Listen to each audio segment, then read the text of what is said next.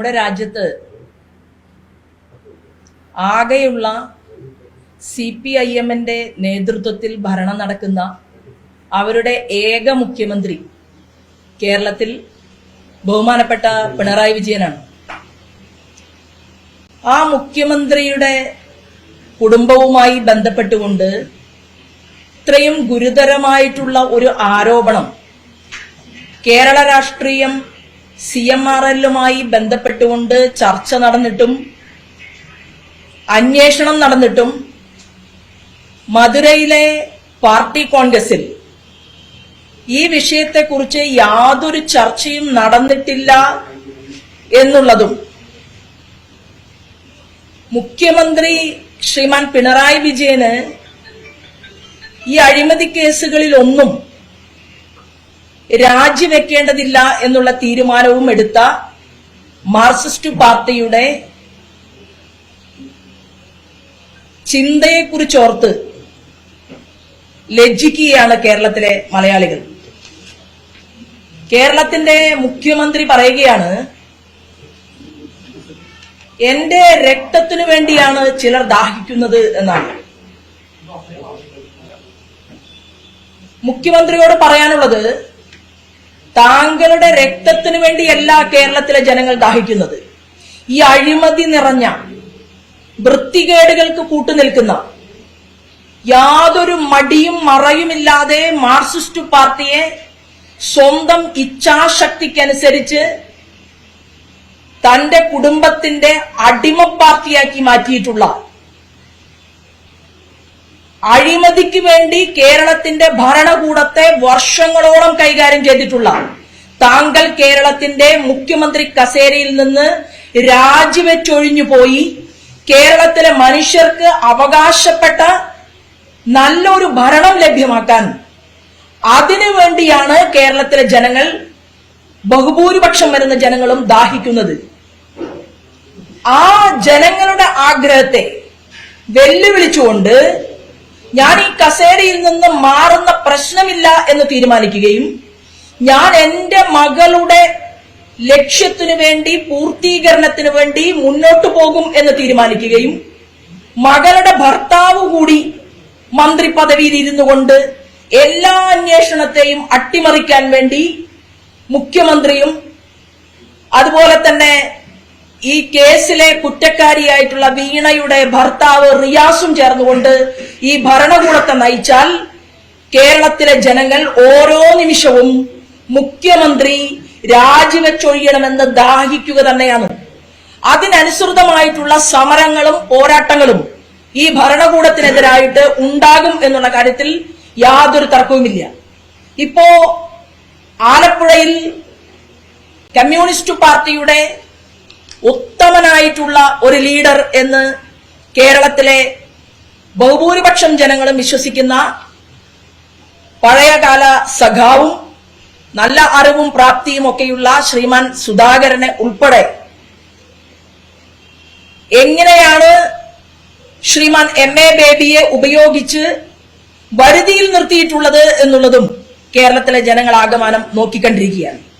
കേരളത്തിന്റെ പ്രശ്നം എന്ന് പറയുന്നത്, നിങ്ങളുടെ പാർട്ടി അഴിമതിയുടെ കറപുരണ്ടിരിക്കുന്നുവെന്നും നിങ്ങളുടെ പാർട്ടിക്ക് സമൂഹത്തോട് യാതൊരു പ്രതിബദ്ധതയുമില്ലെന്നും നിങ്ങളുടെ പാർട്ടിക്ക് മുഖ്യമന്ത്രിയുടെ കുടുംബത്തോട് മാത്രമേ പ്രതിബദ്ധതയുള്ളൂവെന്നും പാർട്ടി കോൺഗ്രസിൽ തെളിയിക്കപ്പെട്ട് കഴിഞ്ഞിരിക്കുകയാണ്. എന്നാൽ ഈ CMRL പണമിടപാട് കേസിൽ അഴിമതിയും കൈക്കൂലിയും നടന്നിട്ടുണ്ട് എന്നുള്ളതും മുഖ്യമന്ത്രി പിണറായി വിജയൻ അറിയാതെ ഒരു ചില്ലിക്കാശ് പോലും വീണ വിജയൻ വീട്ടിലേക്ക് കൊണ്ടുപോകില്ല എന്നുള്ളതും നഗ്നമായിട്ടുള്ള സത്യമാണ്. ഇത് ജനങ്ങളുടെ മുന്നിൽ നിൽക്കുകയാണ്. KSIDC എന്ന് പറയുന്ന ഒരു സ്ഥാപനത്തെ ഗവൺമെന്റ് യഥാർത്ഥത്തിൽ കൊണ്ടുവന്നത് പോലും ഈ കരിമണൽ കർത്തയ്ക്ക് വേണ്ടിയിട്ടാണ്. അപ്പൊ CMRLൽ 13.4% വരുന്ന ഓഹരികൾ സംസ്ഥാന സർക്കാരിന് കീഴിലുള്ള KSIDCയുടെ പക്കൽ വെക്കുകയും കമ്പനിക്ക് 182 കോടി രൂപ നഷ്ടമുണ്ടാക്കുകയും ചെയ്ത ഒരു കേസിൽ ഒരു അന്വേഷണവും വേണ്ട, പാർട്ടിക്കകത്തൊരു ചർച്ചയും വേണ്ട എന്ന് തീരുമാനിച്ചുകൊണ്ട് ഈ പ്രസ്ഥാനം മുന്നോട്ട് പോകുമ്പോൾ കേരളത്തിലെ ബഹുഭൂരിപക്ഷം വരുന്ന ജനത ഈ അഴിമതി നിറഞ്ഞ ഗവൺമെന്റിനെതിരായിട്ട് പ്രതികരിക്കണം എന്നും ഭാരതീയ ജനതാ പാർട്ടി ആവശ്യപ്പെടുകയാണ്. ഇതേ കേസിൽ തന്നെ ഒരു പ്രമുഖ രാഷ്ട്രീയ നേതാവിന് ഒരു വലിയ തുക ലഭിച്ചതായി അന്വേഷണ റിപ്പോർട്ടിൽ തെളിഞ്ഞിട്ടുണ്ട്. തീർച്ചയായിട്ടും കേരളം വ്യവസായ സൗഹൃദമാണ് എന്ന് പറയുകയും എന്നാൽ മുഖ്യമന്ത്രിയുടെ മകളുടെ വ്യവസായം മുഴുവൻ കേരളത്തിന്റെ പുറത്തു നടത്തുകയും ചെയ്തുകൊണ്ട് ഈ കേരളത്തെ ഏത് വ്യവസായ സൗഹൃദ സ്റ്റേറ്റ് ആയിട്ടാണ് കേരളത്തിന്റെ മുഖ്യമന്ത്രി വിവക്ഷിക്കുന്നത് എന്നുകൂടി കേരളത്തിലെ ജനങ്ങളുടെ മുന്നിൽ പറയാൻ തയ്യാറാകണം എന്നും ഞങ്ങൾ ആവശ്യപ്പെടുകയാണ്. കോടിയേരിയുടെ സമയത്ത് മാർക്സിസ്റ്റ് പാർട്ടിയുടെ തന്നെ നേതാവായിട്ടുള്ള കോടിയേരിയോട് മാറി നിൽക്കാൻ ആവശ്യപ്പെടുകയും അതിന് പ്രത്യേകം സമ്മേളനങ്ങൾ പ്രാദേശിക തലം മുതൽ സംസ്ഥാന തലം വരെ വിളിച്ചുകൂട്ടുകയും ഒക്കെ ചെയ്തത് കേരളത്തിലെ ജനങ്ങളുടെ മുന്നിൽ പകൽ പോലെ വ്യക്തമായിട്ടുണ്ട്. അപ്പൊ കോടിയേരിയുടെ മാതൃക എന്തുകൊണ്ടാണ് കേരളത്തിന്റെ മുഖ്യമന്ത്രി പിണറായി വിജയൻ സ്വീകരിക്കാത്തത് എന്ന് കേരള രാഷ്ട്രീയം ചർച്ച ചെയ്യും. തീർച്ചയായിട്ടും അതിന് മറുപടി പറയാനുള്ള ബാധ്യത കേരളത്തിന്റെ ഭരണകക്ഷിക്കുണ്ട്, വിശിഷ്യ മാർക്സിസ്റ്റ് പാർട്ടിക്കുണ്ട്. ഇവിടെ പ്രതിപക്ഷം കൃത്യമായിട്ടുള്ള റോൾ ഏറ്റെടുക്കാത്തതിന്റെ കാരണം ഇത് ഇന്നും ഇന്നലെയും തുടങ്ങിയ പരിപാടിയല്ല. 2004 ശ്രീമാൻ AK ആന്റണി മുഖ്യമന്ത്രിയായ സമയത്താണ് ആദ്യമായിട്ട് ഖനനത്തിന് വേണ്ടിയിട്ട് 4 ബ്ലോക്കുകൾക്ക് പ്രാഥമികമായിട്ടുള്ള അനുമതി കൊടുക്കുന്നത്. ഈ പ്രാഥമികമായിട്ടുള്ള അനുമതി കൊടുക്കുന്ന സമയത്ത് അന്ന് മലപ്പുറംകാരനായിട്ടുള്ള ശ്രീമാൻ കുഞ്ഞാലിക്കുട്ടിയായിരുന്നു വ്യവസായ വകുപ്പ് മന്ത്രി.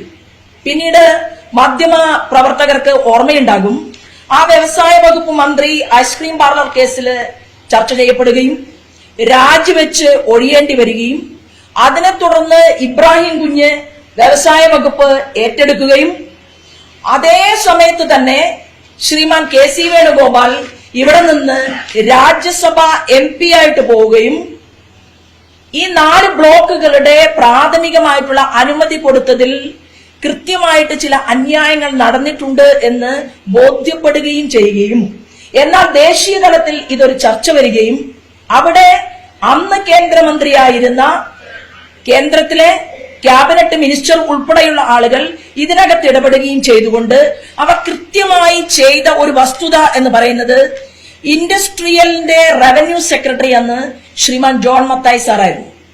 ജോൺ മത്തായി സാറിനെ ദീർഘകാലം ഇതിന്റെ ചുമതലയിൽ വെക്കുകയാണ് ചെയ്തത്.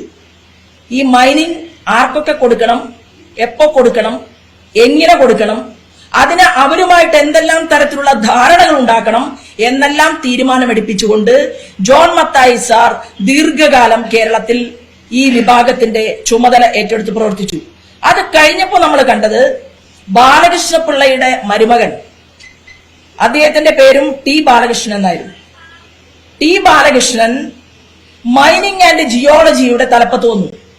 ഒരുപക്ഷെ പഴയ കാലം ആലോചിച്ചാൽ നിങ്ങൾക്കത് ഓർമ്മ വരും. നീണ്ട 15 വർഷം LDF-ഉം UDF-ഉം ഒരുമിച്ച് ചേർന്നുകൊണ്ട് ഇൻഡസ്ട്രിയൽ ആൻഡ് മൈനിങ് സെക്രട്ടറിയുടെ ചുമതലയിൽ 15 വർഷത്തോളം ഭരണപക്ഷത്തിനോ പ്രതിപക്ഷത്തിനോ യാതൊരു കുറ്റപ്പെടുത്തലുമില്ലാതെ എങ്ങനെയാണ് ഒരു സംസ്ഥാനത്ത് ദീർഘകാലം വർഷങ്ങളോളം ഈ T ബാലകൃഷ്ണൻ ഇതിന്റെ ചുമതലയിൽ ഇരുന്നത് എന്നതിനെ കുറിച്ച് ഒരു അന്വേഷണം, ഒരു ചർച്ച, ഒരു ചിന്ത അത് മാധ്യമപ്രവർത്തകരുടെ ഭാഗത്തു നിന്നുണ്ടായാൽ ഇതിന്റെ വ്യക്തമായിട്ടുള്ള ചില രേഖകൾ ആദ്യാവസാനം നമുക്ക് കിട്ടും എന്ന് ഞങ്ങൾ വിശ്വസിക്കുന്നു. പിന്നീട് അദ്ദേഹത്തിന് കെമിക്കലിന്റെ MD ആക്കി, അതായത് ലോകനാഥ് ബെഹ്റ മാറിയിട്ട് വേറൊരു ചുമതലയിൽ സമ്മാനം കൊടുത്ത് ഇരുത്തിയതുപോലെ T ബാലകൃഷ്ണനെ കെമിക്കലിന്റെ MD ആക്കി ഇരുത്തുകയും ചെയ്തിട്ടുണ്ട്. ഈ കേരളത്തിൽ 3 കരാറുകൾ, ഇതുപോലെ തന്നെയുള്ള വലിയ 3 കരാറുകൾ LDF-ഉം UDF-ഉം പരസ്പരം സഹായ സഹകരണ മുന്നണികളായി വർത്തിച്ചുകൊണ്ട് ചെയ്തിട്ടുണ്ട്.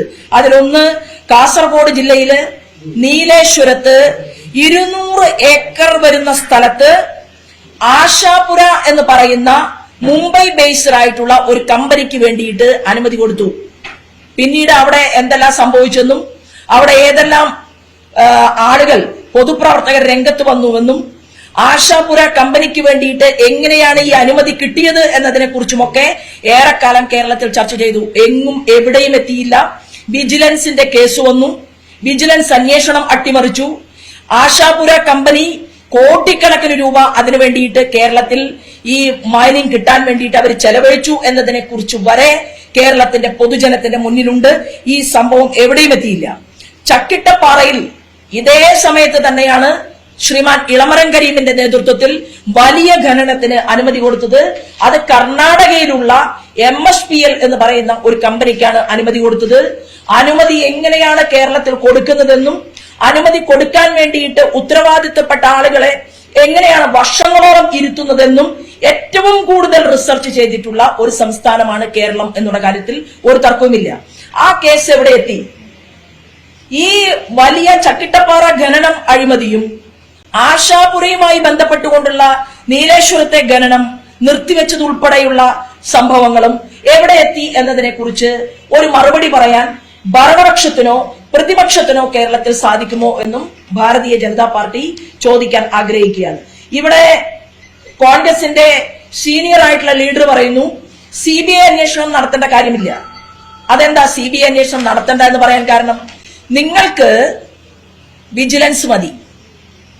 കാരണം എന്താണ്? ഇടതുപക്ഷം ഭരിക്കുമ്പോഴും വലതുപക്ഷം ഭരിക്കുമ്പോഴും വ്യാപകമായ തോതിൽ മൈനിങ് ആൻഡ് ജിയോളജിയെ ദുരുപയോഗപ്പെടുത്താൻ രണ്ടു കൂട്ടരും തയ്യാറായിട്ടുണ്ട്. ഒരാളുടെ കേസ്, അതായത് കോൺഗ്രസിന്റെ നേതൃത്വത്തിൽ കടന്നുപോയിട്ടുള്ള ഗവൺമെന്റുകൾ ചെയ്ത ഒരു കേസിനെ കുറിച്ച് CBI അന്വേഷിക്കാതിരിക്കാൻ വേണ്ടി ആ സമയത്തെ ഭരണപക്ഷം പരിശ്രമിക്കുകയും അത് വിജിലൻസ് കേസാക്കി മാറ്റുകയും വിജിലൻസ് അന്വേഷണം നടത്തിയിട്ട് ഇളമരം കരീമിന്റെ കാറിൽ നിന്ന് ഉൾപ്പെടെ 1 കോടി രൂപ കണ്ടെത്തിയിട്ടും അത് ഡ്രൈവർ സാക്ഷിമൊഴിയായി പറഞ്ഞിട്ടും ആ കേസ് അട്ടിമറിക്കാൻ പരിശ്രമിക്കുകയും രക്ഷപ്പെടുകയും ചെയ്തിട്ടുള്ളത് കേരളത്തിലെ ജനങ്ങളുടെ മുന്നിലുണ്ട്.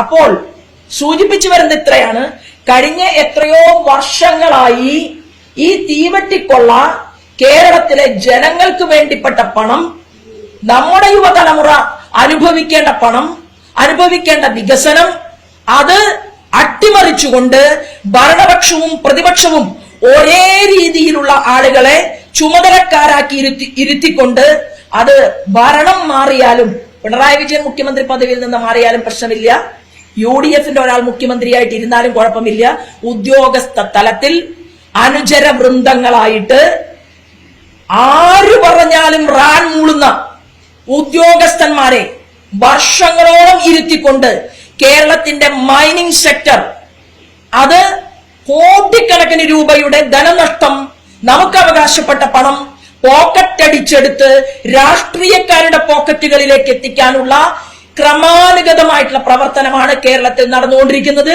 ഈ കേസ് അങ്ങനെ വിട്ടുകളയും എന്നുള്ള ഒരു ധാരണ കേരളത്തിന്റെ മുഖ്യമന്ത്രിക്കും വേണ്ട, മുഖ്യമന്ത്രിയെ സഹായിക്കണമെന്ന് ഉള്ളിന്റെ ഉള്ളിൽ ആഗ്രഹിക്കുന്ന പ്രതിപക്ഷ ലീഡർക്കും വേണ്ട എന്ന് പറയാൻ കൂടി ഈ അവസരത്തെ ഉപയോഗപ്പെടുത്തുകയാണ്. കഴിഞ്ഞ 13 വർഷമായിട്ട് ഇന്ത്യയിലെ കൽക്കരിപ്പാടങ്ങൾ മുഴുവൻ, ഇന്ത്യയിലെ എണ്ണ മേഖലകൾ മുഴുവൻ അദാനി അംബാനി എന്ന കുത്തകകൾക്ക് തീരെഴുതി കൊടുത്ത ഒരു ഭരണം എന്ന് പറയപ്പെടുന്ന ഒരു ഭരണം. അത് കറപ്ഷൻ ആവാതിരിക്കുകയും ഇവിടെ നടക്കുന്ന ഈ ഖനനം കറപ്ഷൻ ആവുകയും ചെയ്യുന്നത് എങ്ങനെയാണെന്ന് അറിയാൻ. അതായത് മേജർ മൈനിങ് എങ്ങനെ നടത്തണം എന്നതിന് കൃത്യമായിട്ടുള്ള നിയമപരമായിട്ടുള്ള രീതിയുണ്ട്. അത് നിയമപരമായിട്ടുള്ള രീതിയിലൂടെ മാത്രമാണ് ശ്രീമാൻ നരേന്ദ്രമോദി അധികാരത്തിൽ വന്നതിന് ശേഷം ഈ നാട്ടിൽ നടക്കുന്നുള്ളൂ. അദാനിയും അംബാനിയും നമ്മുടെ നരേന്ദ്രമോദിജിയുടെ അമ്മാവന്റെ മക്കളല്ല. ഇത് നേരത്തെയും ഞങ്ങൾ പറഞ്ഞിട്ടുണ്ട്. ഈ രാജ്യത്ത് ടാറ്റ ഉണ്ടായിരുന്നു, ബിർളയുണ്ട്, അദാനിയുണ്ട്, അംബാനിയുണ്ട്. ഇവരെല്ലാം തന്നെ കൈക്കൂലി കൊടുത്തുകൊണ്ട് അവർ ഏതെങ്കിലും ഒരു കൽക്കരിപ്പാടം സ്വന്തമാക്കി എന്ന് പറയാൻ പ്രതിപക്ഷത്തിന് പോലും സാധിച്ചിട്ടില്ല. ഒരു എവിഡൻസും മുന്നോട്ട് വയ്ക്കാൻ കേരളത്തിന്റെ പാർലമെന്റിനകത്തോ രാജ്യസഭയ്ക്കകത്തോ ഈ പറയുന്ന പ്രതിപക്ഷ നേതാക്കന്മാരുടെ ഭാഗത്തു നിന്ന് ഒരാൾക്ക് പോലും സാധിച്ചിട്ടില്ല. ഇപ്പൊ പോലും ഖർഗെ പറയുകയാണ്, കോൺഗ്രസിന്റെ നേതൃത്വത്തിൽ ഖർഗെ പറഞ്ഞിട്ടുള്ളത് എന്താണ് ഇന്ത്യയിൽ നടക്കുന്ന വികസനം എന്നാണ് ചോദിച്ചിട്ടുള്ളത്. എന്താ വികസനം നടക്കുന്നത്? 25 കോടിയിൽ പരം വരുന്ന ആളുകൾ ദാരിദ്ര്യരേഖയുടെ മുകളിലെത്തി എന്നുള്ളതാണ്. കോൺഗ്രസ് ഈ രാജ്യത്തിന്റെ ഭരണകൂടത്തിന് നേതൃത്വം കൊടുക്കുന്ന സമയത്ത് ബാങ്ക് എന്താണ് എന്നറിയാത്ത കോടാനുകോടി അമ്മമാരുണ്ടായിരുന്ന നാട്ടിൽ ഇന്ന് സ്ത്രീകളുടെ മടിശീലയിൽ പണമുണ്ടാകണം എന്ന് തീരുമാനിച്ചുകൊണ്ട് ആദരണീയനായിട്ടുള്ള അടൽ ബിഹാരി വാജ്പേയി അധികാരത്തിൽ വന്ന ആ 13 ദിവസവും 13 മാസവും തുടർന്നു വന്ന വർഷങ്ങളും അദ്ദേഹം എടുത്തൊരു തീരുമാനമുണ്ടായിരുന്നു, സ്ത്രീ സ്വയം ശാക്തീകരിക്കപ്പെടണം. അങ്ങനെ സ്ത്രീ ശാക്തീകരണ പ്രക്രിയ കൊണ്ടുവന്നു. അന്ന് കൊണ്ടുവന്ന കുടുംബശ്രീയുടെ പേരിലാണ് ഇന്ന് കേരളത്തിലെ പാവപ്പെട്ട അമ്മമാരുടെ മടിശീലയിൽ പണമുണ്ടായത് എന്ന് ഞാൻ വിശ്വസിക്കുകയാണ്. ആ കുടുംബശ്രീയെ മാർക്സിസ്റ്റ് പാർട്ടി മുറ പോലെ അവരുടെ രാഷ്ട്രീയത്തിനെ വളർത്താൻ വേണ്ടി ഉപയോഗപ്പെടുത്തിയിട്ടുണ്ടെങ്കിൽ കൂടി അമ്മമാർ സ്വാശ്രയരായിട്ട് മാറി. അന്നാണ് മലപ്പുറത്ത് അടൽ ബിഹാരി വാജ്പേയി അന്നത്തെ മുഖ്യമന്ത്രി നായനാരോട് പറഞ്ഞത്, കേരളം ശാക്തീകരിക്കപ്പെടണം, രാജ്യത്ത് ഞങ്ങൾ കൊണ്ടുവന്ന ഈ പദ്ധതിക്ക് നിങ്ങൾക്ക് താല്പര്യമുള്ള ഒരു പേരിടണം. അന്ന് നായനാരിട്ട പേരാണ് സ്ത്രീ ശാക്തീകരണ പ്രക്രിയയുടെ അദ്ദേഹത്തിന് ഇഷ്ടമുള്ള ഒരു പേരിട്ടു, കുടുംബശ്രീ.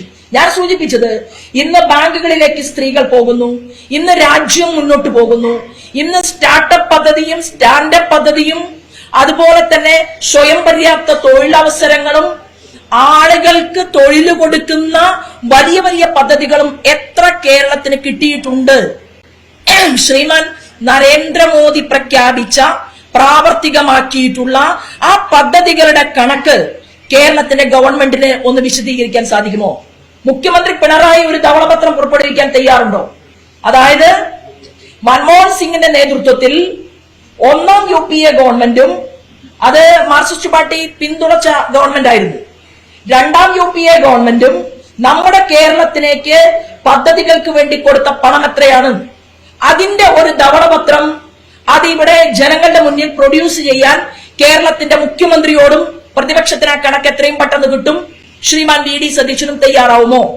അതിനെ തുടർന്ന് എല്ലാവരും ആക്ഷേപിച്ച നരേന്ദ്രമോദിയുടെ കാലഘട്ടത്തിൽ കേരളത്തിന് കിട്ടിയിട്ടുള്ള പദ്ധതികൾക്ക് വേണ്ടിയിട്ട് കിട്ടിയിട്ടുള്ള വിഹിതം, അതിന്റെ ഒരു ധവളപത്രം പുറപ്പെടുവിപ്പിക്കാൻ ഇവിടെ മുഖ്യമന്ത്രി തയ്യാറുണ്ടോ? എത്ര രൂപ കിട്ടി, എത്ര രൂപ ചിലവഴിച്ചു? SC വിഭാഗത്തിനും ST വിഭാഗത്തിനും വേണ്ടി കൊടുത്ത പദ്ധതികൾ പോലും വിനിയോഗിക്കാതെ എത്ര ശതമാനം നിങ്ങൾ ലാപ്സാക്കി കളഞ്ഞു? നിങ്ങൾ ഈ കേരളത്തിലെ ബഹുഭൂരിപക്ഷം ജനങ്ങളോടും ചെയ്യുന്ന വലിയ ക്രൂരതയാണ്. ഞാൻ കഴിഞ്ഞ ദിവസം 2 ആഴ്ചയായിട്ട് പനിയും ബാധിച്ച് കിടപ്പിലായിരുന്നു. ഞാൻ മെഡിക്കൽ കോളേജില് ഒരു ഉദാഹരണം പറയുകയാണ്. ചോദിച്ച ചോദ്യത്തിനുള്ള ഉത്തരം അല്ലെങ്കിൽ കൂടി ഞാൻ ഒരു ഉദാഹരണം പറയുകയാണ്. എന്റെ പ്രിയപ്പെട്ട മാധ്യമ സഹോദരന്മാരോട് സഹോദരിമാരോട് എനിക്കുള്ള ഒരു അപേക്ഷ, നിങ്ങൾ തിരുവനന്തപുരം മുതൽ കാസർഗോഡ് വരെയുള്ള മെഡിക്കൽ കോളേജുകളിൽ നിങ്ങളൊന്ന് നിങ്ങളുടെ ക്യാമറയുമായിട്ട് യാത്ര ചെയ്യണം. ഒരു സ്കാനിംഗ് മെഷീൻ വടക്കാഞ്ചേരിയിലെ മുളങ്കുന്നത്തുകാവിലെ മെഡിക്കൽ കോളേജിലെ സ്കാനിങ്ങിന് എഴുതി കൊടുത്താൽ 3 മാസത്തിനുള്ളിൽ 60 രോഗികൾ അവിടെ മരിച്ചു. സ്കാനിംഗ് ചെയ്യാൻ പൈസ ഇല്ലാത്തവൻ, ലാബിൽ പോയിട്ട് സ്വന്തമായിട്ട് പൈസ കൊടുത്ത് അച്ഛനെ ചികിത്സിക്കാൻ ഗതിയില്ലാത്ത മകൾ കേരളത്തിന്റെ മണ്ണിൽ കരയുകയാണ്. ഗർഭിണിയായിട്ടുള്ള സ്ത്രീ പായും തലയണയും വീട്ടിൽ നിന്ന് കൊണ്ടുവന്ന് ആ ഹോസ്പിറ്റലിൽ വരാന്തയില് അവരാ മുറിയില് പായ വിരിച്ച് കിടക്കുകയാണ്. ഒരു ഡോക്ടർക്ക് ആനുപാതികമായിട്ട് നേഴ്സുമാരില്ല, നേഴ്സുണ്ടെങ്കിൽ ഡോക്ടറില്ല, ഡോക്ടറും നേഴ്സും ഉണ്ടെങ്കിൽ മരുന്നില്ല. 200 കോടി രൂപ ചെലവഴിച്ചുകൊണ്ട് വീണ്ടും ഒരു കെട്ടിടം കെട്ടിപ്പൊക്കുകയാണ്. എന്നാൽ സ്കാനിങ്ങിന് വേണ്ടി ക്യൂ നിൽക്കുന്ന അമ്മമാര് കരഞ്ഞുകൊണ്ട് വന്ന് പറഞ്ഞു, നിങ്ങൾക്ക് 2 സ്കാനിംഗ് മെഷീൻ വെക്കാൻ ആരോഗ്യവകുപ്പ് മന്ത്രി വീണയോടൊന്ന് പറയാൻ സാധിക്കുമോ എന്ന് ചോദിക്കുകയാണ്. തിരുവനന്തപുരത്ത് നിങ്ങൾ ഇത് കാണുന്നില്ലേ? മെഡിക്കൽ കോളേജില് നിങ്ങൾ ഇത് കോഴിക്കോട് മെഡിക്കൽ കോളേജിൽ കാണുന്നില്ലേ? തൃശ്ശൂരിലെ മെഡിക്കൽ കോളേജിൽ ഇത് കാണുന്നില്ലേ? എന്തുകൊണ്ടാണ് കേരളത്തിലെ ആരോഗ്യവകുപ്പിന് വേണ്ടി കൊടുക്കുന്ന കോടിക്കണക്കിന് രൂപ എന്താണ് ഇവിടുത്തെ ഗവൺമെന്റ് ചെയ്യുന്നത്? എന്തുകൊണ്ടാണ് ഇങ്ങനെ ക്രൂരത നിറഞ്ഞ ഒരു നിലവാരമുള്ള ഒരു മുഖ്യമന്ത്രിയെ കാണേണ്ട ഗതികേടുണ്ടായത്? മുഖ്യമന്ത്രിയുടെ കുട്ടി സന്തോഷമായിട്ടിരിക്കുന്നുണ്ടല്ലോ, കുളിക്കാനുള്ള സ്വിമ്മിംഗ് പൂളോ എന്തോ കൊടുക്കട്ടെ, അതെല്ലാം അംഗീകരിക്കാൻ കേരളത്തിലെ ജനങ്ങൾ തയ്യാറാണ്. കാലുകൊണ്ട് നടന്നു കയറാൻ വയ്യ, ലിഫ്റ്റ് വെച്ചോ കുഴപ്പമില്ല. നിങ്ങൾ എവിടെ വേണമെങ്കിലും ദൂർത്തടിക്ക്, പക്ഷെ പാവപ്പെട്ടവന് കൂടി കൊടുക്കണ്ടേ? അവർക്ക് അവകാശപ്പെട്ടത് ഏതു മേഖലയിലാണ് നിങ്ങൾ കൊടുക്കുന്നത്? കേരളത്തിൽ നിങ്ങളുടെ രക്തത്തിന് വേണ്ടിയല്ല കേരളത്തിലെ ജനങ്ങൾ ദാഹിക്കുന്നത്. നിങ്ങളുടെ അനീതിക്കെതിരെ, നിങ്ങളുടെ നിഷ്ക്രിയത്വത്തിനെതിരെ, നിങ്ങളുടെ ലജ്ജയില്ലാത്ത പെരുമാറ്റത്തിനെതിരെ നട്ടലുള്ള പ്രതികരണശേഷിയുള്ള ഒരു മാർക്സിസ്റ്റ് പാർട്ടിയുടെ പോളിറ്റ് ബ്യൂറോ മെമ്പർ പോലും ഇന്ത്യയിലില്ല എന്നുള്ളത് കൊണ്ടാണ് കേരളത്തിന്റെ മുഖ്യമന്ത്രി പിണറായി വിജയൻ ധാർഷ്ട്യത്തോട് കൂടിയിട്ട് കേരളത്തിലെ പാവങ്ങളുടെ നെഞ്ചിൽ കുതിര കയറിക്കൊണ്ട് ഈ കേരളത്തിൽ മുന്നോട്ട് പോകുന്നത്. ഒന്നുമില്ലാത്തവരാണ് പാവങ്ങൾ, അവർക്ക് ജീവിക്കണ്ടേ? അവരുടെ കുടുംബക്കാർക്കും ഭാര്യയ്ക്കും മകൾക്കും മരുമകനും ബന്ധുക്കൾക്കും പിന്നെ ആർക്കും പരാതിയില്ല കേട്ടോ. കാരണം ഡോക്ടറേറ്റ് ചോദിച്ചാൽ ചിന്തയ്ക്ക് ഡോക്ടറേറ്റ് കൊടുക്കും, ഷാജുഖാൻ ചോദിച്ചാൽ ഷാജുഖാന് ഡോക്ടറേറ്റ് കൊടുക്കും. കെമിസ്ട്രി പഠിക്കാത്ത ആലത്തൂരിലെ MP ഡോക്ടറേറ്റ് ചോദിച്ചാൽ ആലത്തൂർ MPക്ക് ഡോക്ടറേറ്റ് കൊടുക്കും. പിന്നെ MP രാജേഷിന്റെ ഭാര്യയ്ക്ക് ഉന്നതമായിട്ടുള്ള സർവകലാശാലയിൽ ജോലി കൊടുക്കും.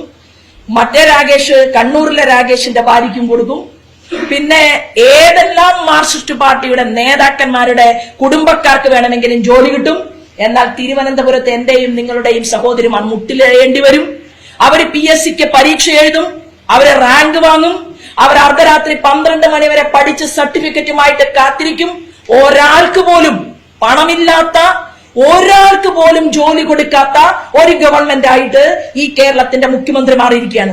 ആശാ വർക്കേഴ്സിനോട് പറയുന്നത് നിങ്ങൾ അവിടെ നിന്ന് എണീറ്റ് പോകണമെന്നാണ്, ഇത് കേന്ദ്രമാണ് ചെയ്യേണ്ടത് എന്നാണ്. എന്നാൽ കേരളത്തിന്റെ മുഖ്യമന്ത്രി വാ തുറന്നൊന്നും മൊഴിയുന്നുണ്ടോ? ശ്രീമാൻ നരേന്ദ്രമോദിയെ കണ്ടല്ലോ, പലതവണ കണ്ടില്ലേ? ഇന്ത്യയുടെ പ്രധാനമന്ത്രിയെ കാണാൻ കേരളത്തിന്റെ മുഖ്യമന്ത്രി പലതവണ പോയിട്ട് എന്റെ പൊന്നു തമ്പുരാനെ ഒന്ന് പറഞ്ഞുകൂടെ? ശ്രീമാൻ നരേന്ദ്രമോദി, ആരോഗ്യ മേഖലയ്ക്ക് വേണ്ടി നിങ്ങൾ ഇത്ര കോടിയല്ലേ തന്നിട്ടുള്ളൂ, ഞാൻ ഇത്ര കോടി ചെലവഴിച്ചില്ലേ, ഇനി ബാക്കി തരാനില്ലേ? ഇത് ചോദിക്കുന്നത് എവിടെയെങ്കിലും നമ്മൾ കേട്ടിട്ടുണ്ടോ? ഒരു പരാതിയുമില്ല, ഒരു പരിദേവനവുമില്ല.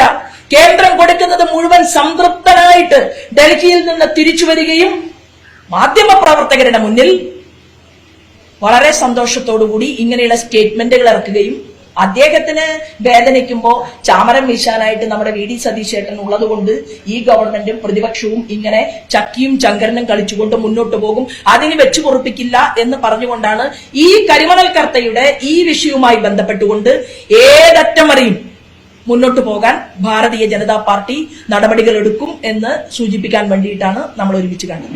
മുഖ്യമന്ത്രിയുമായി ഏത് തരത്തിലാണ്, എന്ത് സഹായമാണ് മുഖ്യമന്ത്രി എന്ന നിലയിൽ പിണറായി വിജയൻ ഈ കരിമണൽക്കടത്ത് ചെയ്തു കൊടുത്തത്? അത് ഈ വീണ വിജയൻ എന്ന പണം ഏത് തരത്തിലാണ് അഴിമതി എന്ന് പറയാൻ? ഇതിനെക്കുറിച്ച് എത്രയോ സമയം മാധ്യമ സുഹൃത്തുക്കൾ ചോദ്യം ചോദിക്കുകയും ഉത്തരം പറയുകയും ചെയ്ത ഒരു കാര്യമാണ്.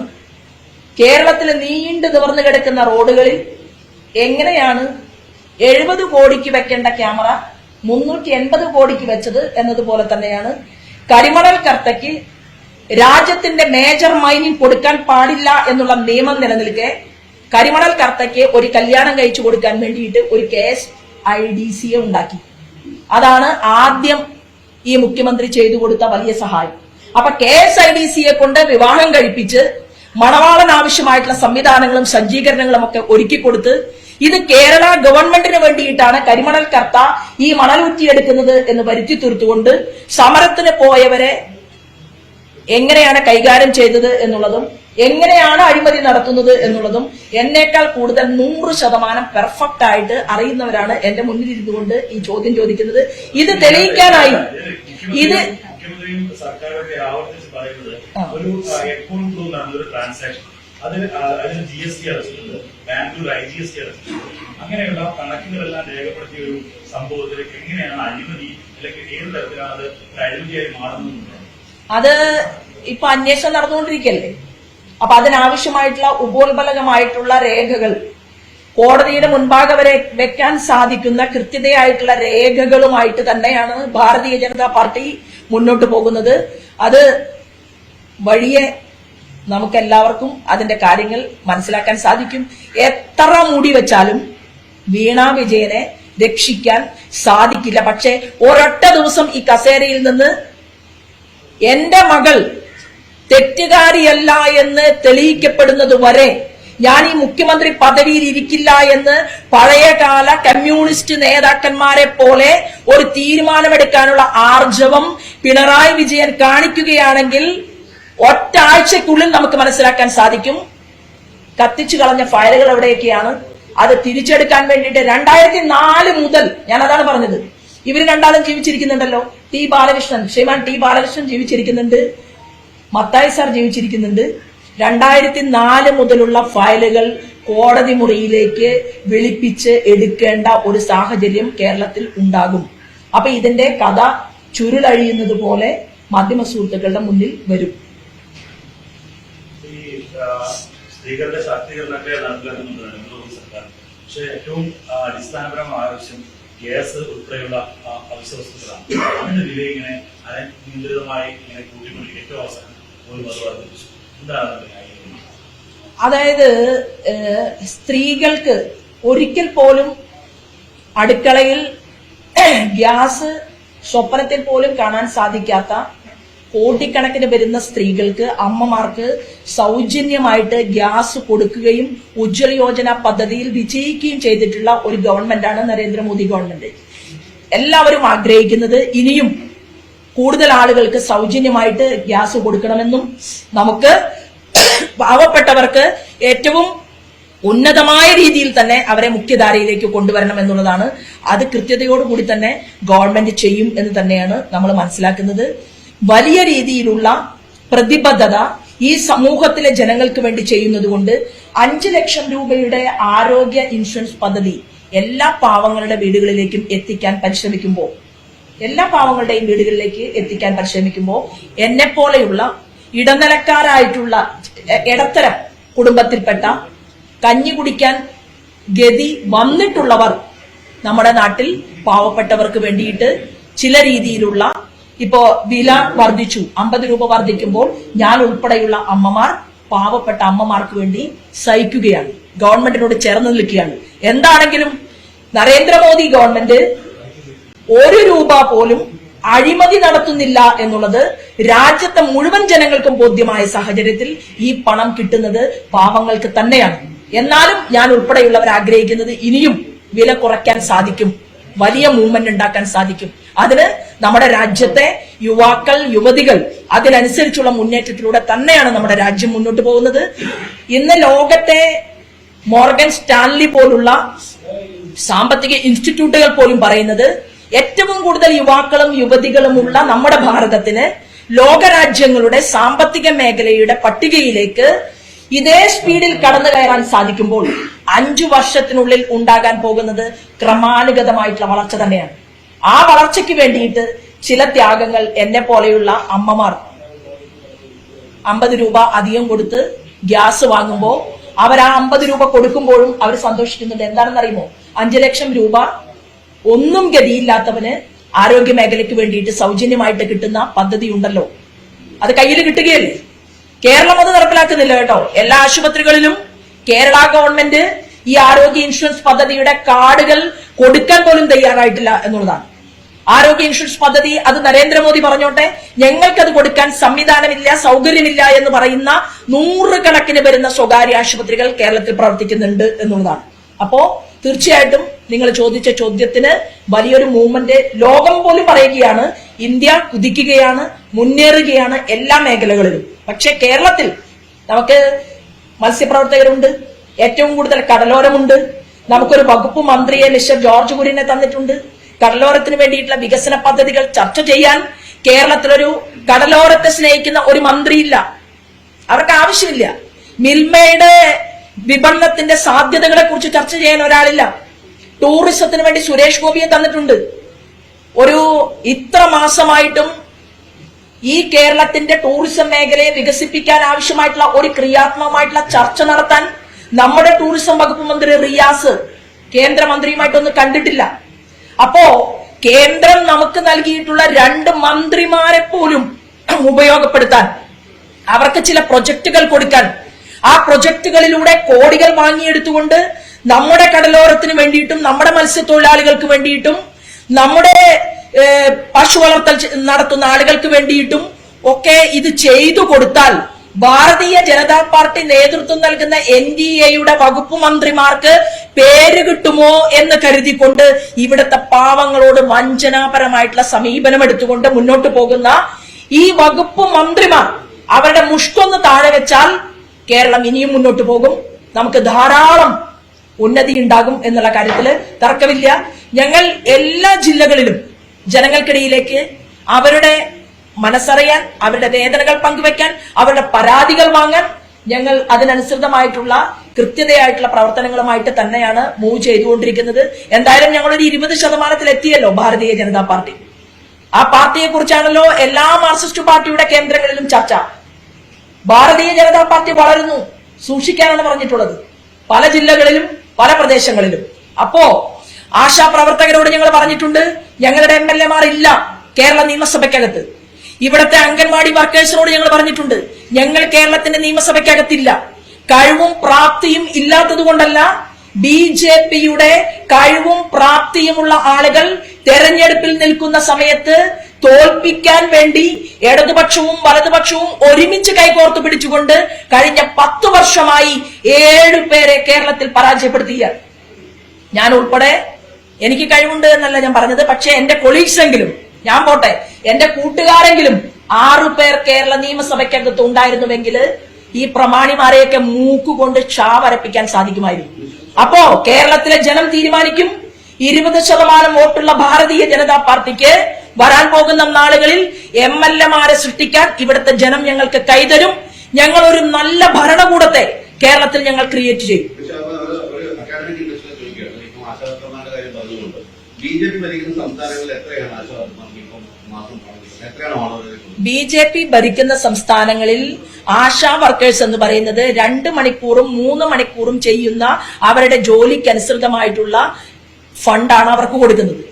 കേരളത്തിലെ ആശാ വർക്കർമാരുടെ സ്ഥിതി എന്ന് പറഞ്ഞു കഴിഞ്ഞാൽ ഉപയോഗപ്പെടുത്താത്തതുകൊണ്ടല്ല, അവിടെ അതിന് വേറെ സംവിധാനമുണ്ട്. അതായത് അവിടെ ആവശ്യത്തിന് ആശുപത്രികളിൽ നേഴ്സുണ്ട്, ഡോക്ടറുണ്ട്. ഉത്തർപ്രദേശിൽ നോക്കൂ, എത്രയാ ജനസംഖ്യ? നിൽക്കുന്ന സംസ്ഥാനത്തിനേക്കാൾ കൂടുതൽ ആശുപത്രിയും മെഡിക്കൽ സൗകര്യങ്ങളും മറ്റു സംസ്ഥാനങ്ങളിൽ ഉള്ളതുകൊണ്ട് അവിടെ ആശാ വർക്കർമാരെ ഉപയോഗപ്പെടുത്തുന്നില്ലാന്നാണോ? അവിടെ ആശാ വർക്കർമാരെ സെലക്ട് ചെയ്യാൻ വേണ്ടിയിട്ട് കേരള ഗവൺമെന്റ് കുറച്ച് ആളുകളെ കൂടുതൽ വർദ്ധിപ്പിക്കാനുള്ള കാരണം എന്താണ്? ആശാ വർക്കർമാരിലൂടെ അവരെ കൊണ്ട് എല്ലാ പ്രവർത്തനങ്ങളും കേരള ഗവൺമെന്റ് എടുപ്പിച്ചു. ആ കേരള ഗവൺമെന്റ് എടുപ്പിക്കുന്ന 12 മണിക്കൂറും 14 മണിക്കൂറും ഉറങ്ങുന്ന സമയത്ത് പോലും ഒരു രോഗിക്ക് ആശ്രയമായിട്ട് കേരളത്തിലെ ആശാ വർക്കർമാര് പണിയെടുക്കുമ്പോൾ അവരെ നോക്കാനുള്ള ഗഡ്സ് ഇല്ലാത്ത, വെയില് ശരീരത്തിൽ ഇന്ന് വരെ കൊണ്ടിട്ടില്ലാത്ത, കാലിനടിയിൽ മണല് പറ്റിയിട്ടില്ലാത്ത ഒരാൾ ആരോഗ്യ വകുപ്പ് മന്ത്രിയായിരിക്കുന്നത് കൊണ്ട് ഇവരെ ആവശ്യമായിട്ട് സംരക്ഷിക്കാനും നോക്കാനും സാധിക്കാത്തതുകൊണ്ടാണ്. വേറെ ഏത് സംസ്ഥാനത്താണ് ഇത്തരത്തിൽ ആളുകൾ റോഡിൽ ഇറങ്ങുന്നത്? അല്ല,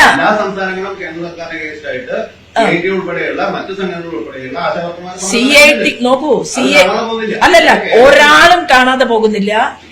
ഈ മുഖ്യമന്ത്രിയെ പോലെ ഒരു മുഖ്യമന്ത്രിമാരുടെ സമ്മേളനം വിളിച്ചു ചേർത്തുകൊണ്ട് ഇന്ത്യൻ പ്രൈം മിനിസ്റ്റർ ചോദിച്ച ചോദ്യത്തിന് എല്ലാ മുഖ്യമന്ത്രിമാരും കൊടുത്തിട്ടുള്ള ഉത്തരം എന്ന് പറയുന്നത്, ഞങ്ങൾ ഇവരുടെ ശമ്പളത്തെ വർദ്ധിപ്പിക്കാനും ഓണറേറിയം കൊടുക്കാനും ഞങ്ങൾ ഞങ്ങളുടെ സംസ്ഥാന തലത്തിൽ തീരുമാനമെടുത്തിട്ടുണ്ട് എന്ന് കർണാടകയ്ക്ക് അറിയിക്കാൻ സാധിച്ചു, ആന്ധ്രയ്ക്ക് സാധിച്ചു, നമ്മുടെ തൊട്ടടുത്ത് കിടക്കുന്ന തമിഴ്നാടിന് സാധിച്ചു, അതുപോലെ തന്നെ അകലെ കിടക്കുന്ന ബംഗാളിന്, പശ്ചിമ ബംഗാളിന് സാധിച്ചു.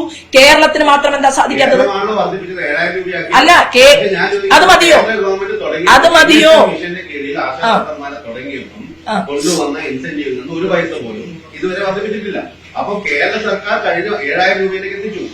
മറ്റേത് സംസ്ഥാനങ്ങൾ വർദ്ധിപ്പിച്ചു? ഒരു സംസ്ഥാനങ്ങൾ വർദ്ധിപ്പിച്ചില്ല. അപ്പൊ ഏറ്റവും കൂടുതൽ ആശാവർക്കർമാരെ കെയർ ചെയ്തത് കേരളമാകുമ്പോ എന്തുകൊണ്ടാണ് ഇത് രാഷ്ട്രീയ ആരോപണമായിട്ട് മാറുന്നത്? അല്ല, ഇത് രാഷ്ട്രീയ ആരോപണമല്ല. കേരളത്തിന്റെ ആരോഗ്യ വകുപ്പിന്റെ കീഴിൽ ജോലി ചെയ്യുന്ന ആശാ വർക്കർമാർക്കുള്ളതിനേക്കാൾ 10 ഇരട്ടിയും 20 ഇരട്ടിയും കെയർ കൊടുക്കുന്ന ആരോഗ്യ വകുപ്പ് മന്ത്രിമാരുണ്ട്. അവരാരും തന്നെ അഹങ്കാരികളല്ല. അവിടെ സമരം നടക്കുന്നുണ്ടെങ്കിൽ സമരം നടന്ന സ്ഥലങ്ങളിൽ യൂണിയൻ നേതാക്കളുമായി ചർച്ച ചെയ്യാൻ റോഡിൽ ഉത്തർപ്രദേശിന്റെ മുഖ്യമന്ത്രി ആളുകളുടെ പരാതി വാങ്ങാൻ വരുന്നത് നടന്നിട്ടാണ്. റോഡിലൂടെ നടന്നു വന്ന് അമ്മമാർക്കിടയിൽ വന്നുകൊണ്ട് അവരുടെ കയ്യിൽ നിന്ന് പരാതി വാങ്ങിയാണ്. ഈ ഉത്തർപ്രദേശിനെയല്ലേ മാതൃകയാക്കാൻ വേണ്ടി പിണറായി വിജയൻ പറഞ്ഞത്? ഉത്തർപ്രദേശിനെ നോക്കൂ എന്നല്ലേ പറഞ്ഞത്? അവിടെ എത്ര മെഡിക്കൽ കോളേജുകൾ വർദ്ധിച്ചു? യു പിയിൽ യോഗി ആദിത്യനാഥ് വന്നതിന്റെ മുൻപുള്ള കണക്കും അദ്ദേഹം വന്ന്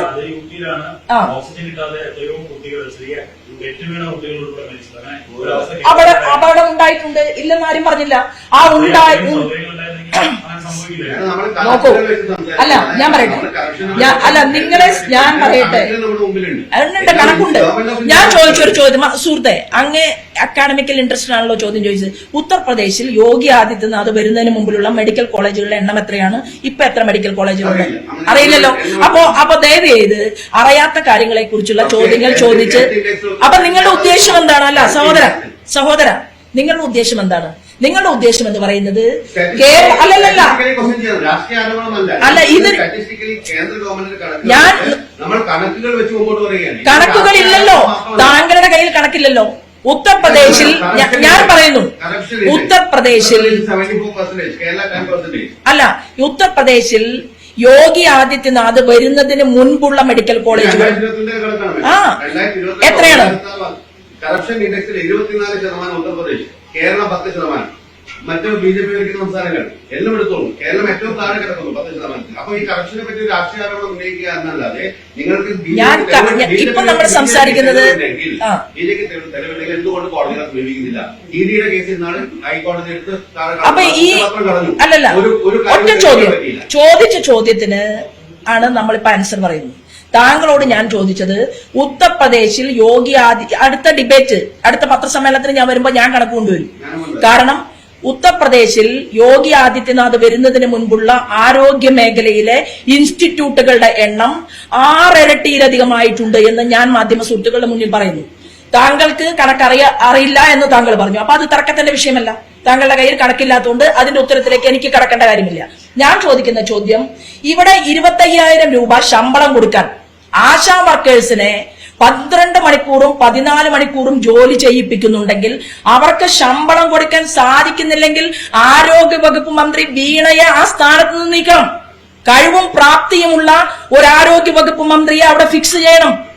ഉഗാണ്ടയിലെ ചർച്ച നടത്താൻ വേണ്ടിയിട്ടല്ല ഡൽഹിയിൽ വീണ പോകേണ്ടത് ആശാ വർക്കേഴ്സിന് ഞങ്ങൾക്ക് ശമ്പളം കൊടുക്കാൻ സാധിക്കുന്നില്ല, ഞങ്ങൾക്ക് ഇത്ര കോടി അതിന് നിങ്ങൾ തരണം, ഞങ്ങൾ ഇത്ര കോടി അവർക്ക് ശമ്പളം കൊടുക്കാൻ തയ്യാറാണ്.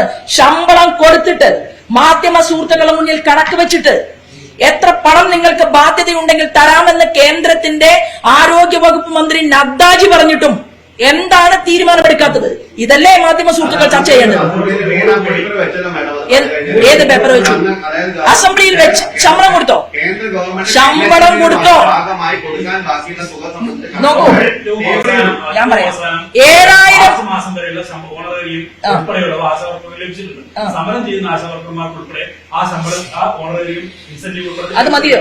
100 കോടി രൂപയാണ് കേന്ദ്രം കൊടുക്കാനുള്ളത് ഇൻസെന്റീവ്. ആ പൈസ കൂടി കൂടുതൽ അഡീഷണൽ ആഡ് ചെയ്തിട്ടാണ് സംസ്ഥാന സർക്കാർ കൊടുക്കുന്നത്. ഈ വിഷയം പാർലമെന്റിൽ ചർച്ചയ്ക്ക് വന്നപ്പോൾ ഈ ഇൻസെന്റീവ് വർദ്ധിപ്പിക്കാൻ ഇപ്പോൾ അങ്ങനെ ഒരു തീരുമാനത്തിലേക്ക് കേന്ദ്ര സർക്കാർ പോകുന്നില്ല എന്ന് പറഞ്ഞു.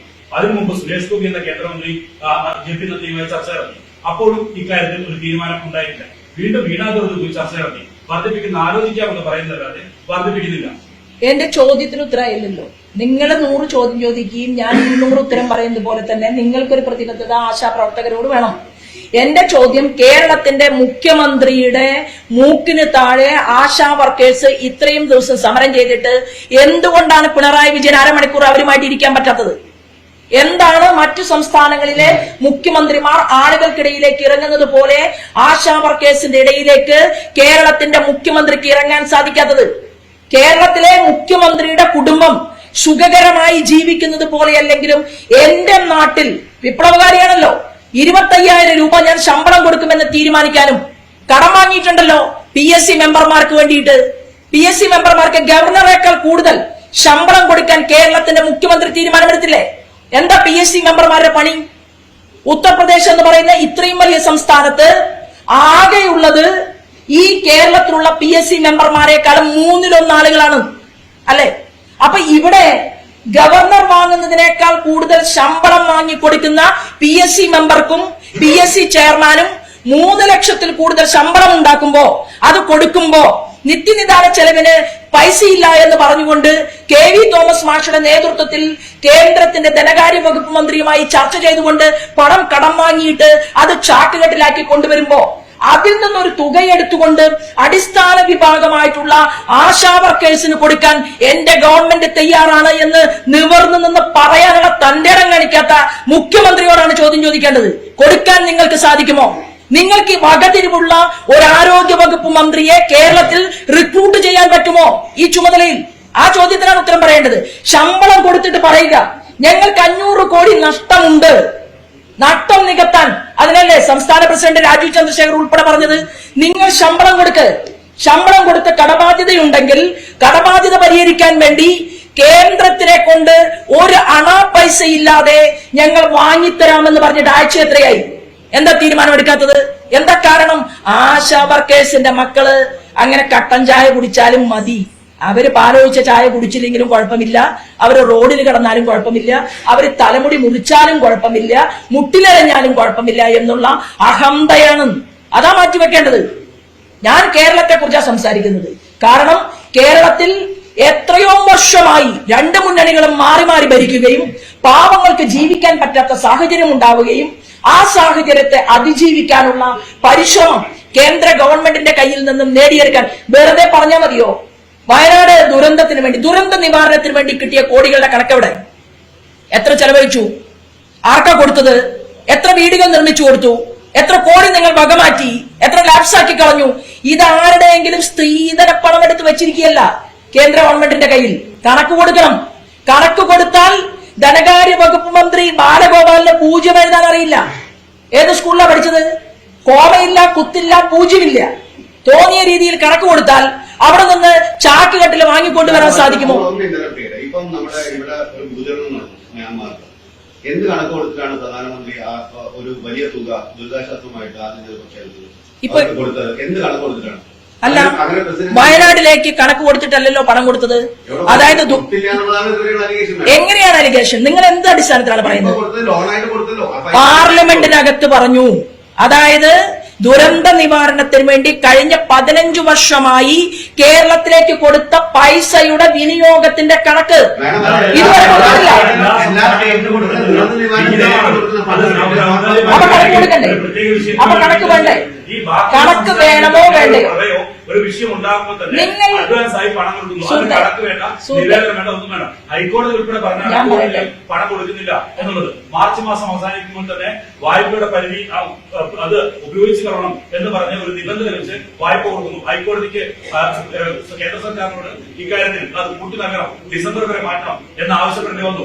ഏറ്റവും അവസാനം ബാങ്ക് വായ്പകൾ എഴുതിത്തരണം എന്നുള്ള ആവശ്യം ഹൈക്കോടതി കേന്ദ്ര സർക്കാരിനോട് വെക്കേണ്ട അവസ്ഥയിലേക്ക് പോയി.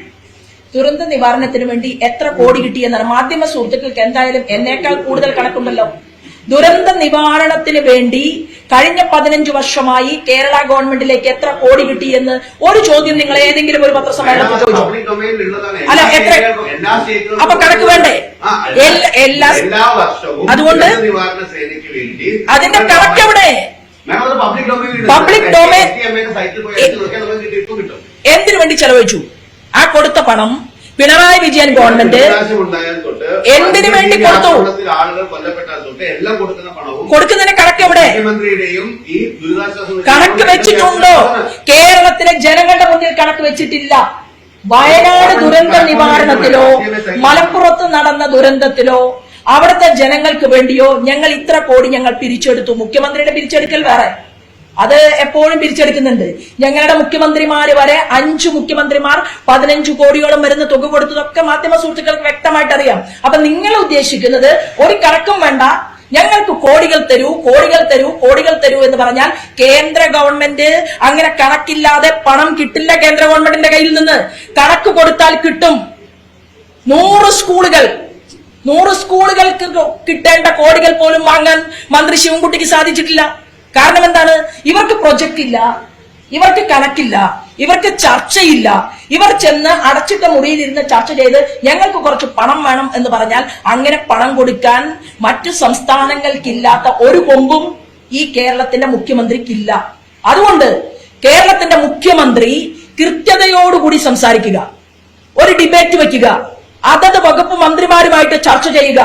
ഏത് വകുപ്പ് മന്ത്രിയാണ് നിങ്ങൾക്ക് പണം തരാത്തത്? എന്തുകൊണ്ട് പറയുന്നില്ല? അതായത് മുഖ്യമന്ത്രിയുമായി ചേർന്ന് നിൽക്കുന്ന ചില ആളുകളെ ഉപയോഗിച്ചുകൊണ്ട് കേന്ദ്ര ഗവൺമെന്റിനെതിരെ ചർച്ചയുണ്ടാക്കാൻ സാധിക്കുമോ? വാക്കുകൾ പറയാൻ സാധിക്കുമോ? ഇതൊന്നും പരിശ്രമിച്ചിട്ട് യാതൊരു പ്രയോജനവുമില്ല.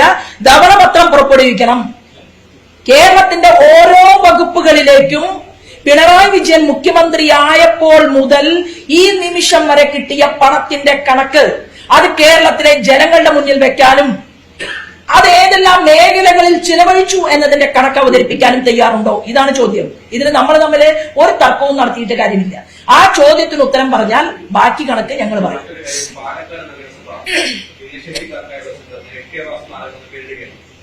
രാജ്യത്തിന് ഒരു സംഭാവനയും നൽകാത്ത